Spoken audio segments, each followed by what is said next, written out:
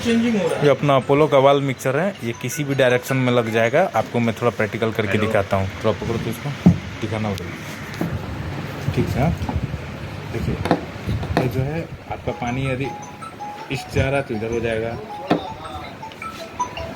Waste में भी हो जाएगा, साउथ नॉर्थ सभी डायरेक्शन में ये लग जाएगा। तो 4-in-1 है, ठीक है। ये सारा भी खुलता है, आपका कोई भी डायरेक्शन में ये सेट हो जाएगा। देखिए अपोलो का वाल मिक्सर।